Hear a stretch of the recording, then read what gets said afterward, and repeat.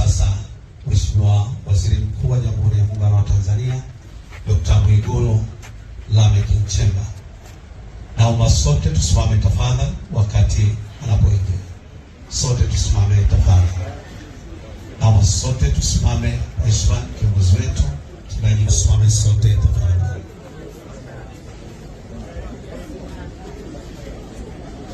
Wakati tunapomkaribisha Mheshimiwa Waziri Mkuu, tunaomba tusitishe kwa muda salamu nyingine za rambirambi ambazo kwa zimetajwa mahali hapa ili turuhusu itifaki ya ujio wa Mheshimiwa Waziri Mkuu. Waziri Mkuu ameshafika katika eneo la msiba na anasaini kitabu cha wageni, na Waziri Mkuu na msafara wake watakuja moja kwa moja kutoa mtei, kisha watakwenda kusalimia familia na kukaa eneo ambalo limeandaliwa. Tukimaliza itifaki hiyo, basi tutaendelea na ratiba.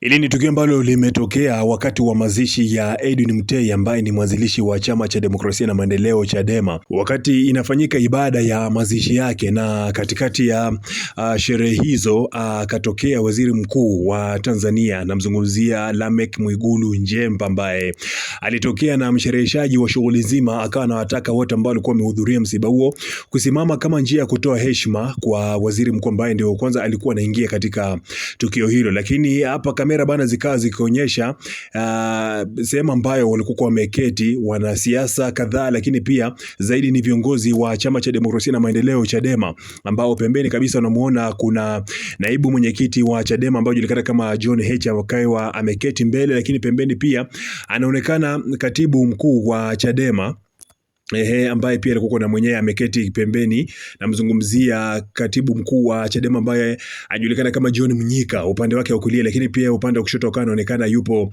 naibu katibu mkuu ambaye anajulikana kama Amani Golugwa, lakini nyuma pia anaonekana Joseph Mbilinyi aliyekuwa mbunge wa Mbeya. Namzungumzia Mr. 2 aka Sugu, au sio bana? Sasa mshereheshaji akawa anasema kwamba watu wote wasimame kama njia ya kutoa heshima, na inaonekana kabisa kwamba kuna watu ambao wanaonekana wanasimama, lakini mstari wa mbele ambao ni viongozi wa Chadema wakiongozwa na John Heche, wote hawakusimama, hawakutikisika, hawakusonga wala nini.